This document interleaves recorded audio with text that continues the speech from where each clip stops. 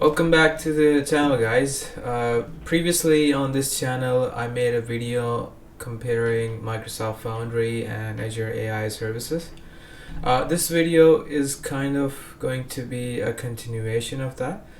Basically I'll show you the Foundry Portal. We'll also build an agent, which will help answer questions for a made-up ski resort.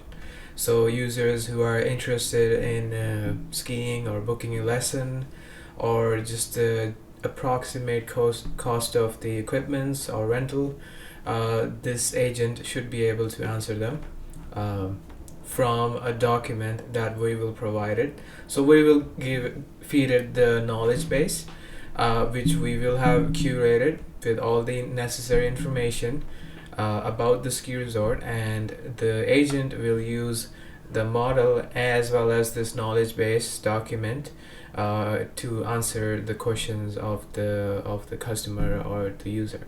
So let's have a look. I am currently in the Azure portal, and I'm just gonna quickly show you all the resource group. Right now there is just 3, and the reason why I'm showing you this is because when we create anything in Foundry, basically you first have to set up a project. So I'll show you that, but when you're setting up the project, it will spin up that in here too. So basically what you see on the Foundry portal, which is this here, so let me just take you back to the Foundry portal here, which you can navigate by just searching for ai.azure.com, and that's Microsoft Foundry, and this is what you will see. Or there's also a newer version of this portal. In order to switch to that, you will have to set up a project. So basically, coming back to what I was saying, is you will have to create a project, and all the resource in that project will be anchored in the portal here too, so you'll be able to see. Okay, so let's go ahead and create a project here, and let's just call it Ski FAQ Agent. So that would be the name of project, and domain is not available, so let's just call it 1. Okay, so you can see in advanced option here, we have the name obviously, but we also see it's picking up the Azure subscription, because that's where it will bill us at. Resource group, again, this will be in your portal here. So once I hit create, there's region 2, but I'll hit create. It's gonna take some time here. While it's doing that, I just wanted to talk a little bit about the RAG system. So RAG is basically what's very popular these days with chatbots. And what I talked about, grounding the response you get from an agent with a document or a knowledge base, with your own custom knowledge base, we use a RAG system. I should just Google search it, but basically RAG system comprises of the LLM, so the language model. Let me see if I can open it. So that's the language model, and then we have a database, vector database. Basically it contains your original content, so the content, which in this case would be a document, which will be fed to an embedding model. The embedding model will vectorize it, so that when the user asks a question, the LLM is able to look at that vector database, make correlation through semantic search, and then give response to the user. I know I just went over this topic. This is a very prevalent topic in the world of Gen AI. And I can go in details, but just wanted to tell you what a RAG system is and what the agent we're building is going to use. So let's go back to the portal, and we can see that that project is now there. If we look at all projects here, we'll see the one we just created, and we'll just go ahead and before we go ahead and build by clicking on the build tab, I just wanted to show you that resource we spun up should be here too now. So there we go, we got the new resource group, and you can obviously use the cost management to set budgets and to have a kind of an idea how much it's going to cost you, because working with the LLMs, the cost can go up very, very fast.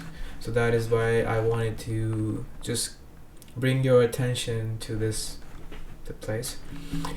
Okay, so under build tab, quickly we can see we got agents, workflow, models, fine-tune, tools, knowledge base, data. They're very self-explanatory what they can do. In this case, we're basically gonna create an agent, specifically the agent for our ski resort. So I'm just gonna call it SkifaqAgent. Let's see if I can name that. So creating that now. It should be quick. So once we create an agent, it will automatically assign. So an agent would have a language learning model. In this case, it just picked GPT 4.1 mini. We can obviously switch that to different model. Going back to that diagram again, as you can see, there is LLM here, which is gonna be doing processing of the prompts, right? So that's why we have a model here. Instructions is where we will say, we will give instructions to the agent. So what this agent will be doing for the customer. So you are a ski resort customer support agent. Please answer all the questions from users using the knowledge base only, and I will be attaching the knowledge base soon, but right now I'm just giving instruction. If the question is related to the ski resort, then and you can't find the answer in the knowledge base, then ask them to call 800 number. So this would connect them to a live agent. Okay, that looks good enough. I know I have spelling mistakes, so I apologize for that. Thankfully Grammarly is there, and so that is the instructions for this agent. Now we have other options here: tools, knowledge, memory, and guardrails. I am not going to go over each of them. When you are here, just click on learn more and it will take you to the knowledge base. But in this, we will be obviously using knowledge and add a knowledge base for grounding. So we want to ground the response from this agent through with our knowledge. We have two options: Foundry IQ, which is kind of new, and it's very, very nice evolvement over the knowledge section of an agent, but we can also set up a data source, but what we'll do is we will instead just upload a file here, and that file is something I have generated using ChatGPT. So I'm in ChatGPT right now, and I just asked it to create a document containing info regarding ski, like schedule, rental cost, lessons, and all of this will be made up, and the name of the resort is also made up. So it just did that. It made up a Snow Ridge Peak ski resort FAQ. We got the schedule, equipment cost, lessons, group lessons, kid lessons, additional FAQ. So it looks good to me. I'm just gonna go ahead and download it as a PDF. And obviously I could have generated this from the Foundry Portal too, using one of the models, but I just use ChatGPT, it doesn't really matter. So we have downloaded the document here, and that's the PDF. So let's go ahead and upload it here, and it's gonna obviously ask us to attach it.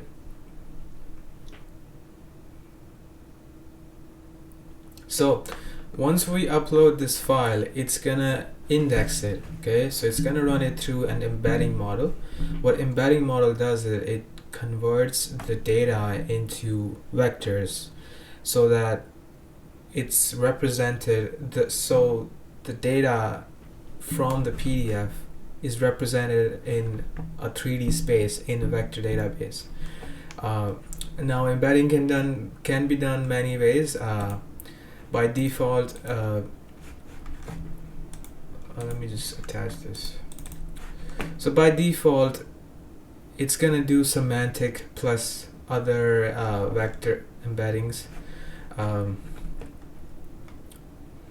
this is a whole other topic, what embedding is, what vector database is. I'm not gonna go in deep into it. It gave an error, however the document was uploaded successfully. Let's just hit attach here, and it's showing us that right now here.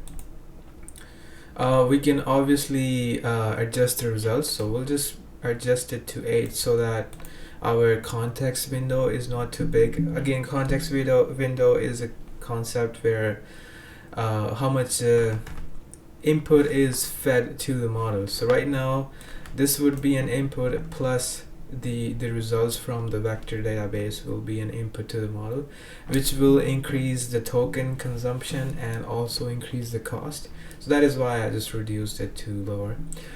So we have our document here, we have our instructions, we got the model. Let's go ahead and save it here, and now we will go ahead and test it. So let's see, let's just say hi. Okay, so how can I assist you with your ski plan today? So I'm like, we are 3 people and I want a cost estimate of group lesson for us, plus day pass, plus the rental cost. Okay, let's see if it does that. So there we go, we got the breakdown for a group of 3 people. The beginner is this, 2 hours day pass. Unfortunately I don't have a day pass price listed. So let's look at the document. We have cost for lessons, for equipment, but not for the classes, which is perfect. It's very good because it just said I don't know instead of making up anything, making things up or hallucinating. That means it's prioritizing the information we have provided it. Rental equipments, obviously it has that information in the document, so it did do the calculation there. So summarizing, group lesson would be around here, rental would be this, day pass we will have to call the resort. If you want, I can provide you a contact number, and would you like to do that? So, and it also did the citation, which is the document we added. So there we go. That's basically it. It answered a question which was which would need a human being to basically answer. So let me know how you liked it. You can obviously publish it into your app. You can publish it to Teams or Microsoft 365. But just many use cases of this agent, let alone. Maybe in next video I will show you how you can make or set up a voice agent instead of a chat based agent. So instead of you having to call a real person, there will be an agent talking to you and answering your questions. And let me know how you find this Microsoft Foundry Portal, and thanks for watching.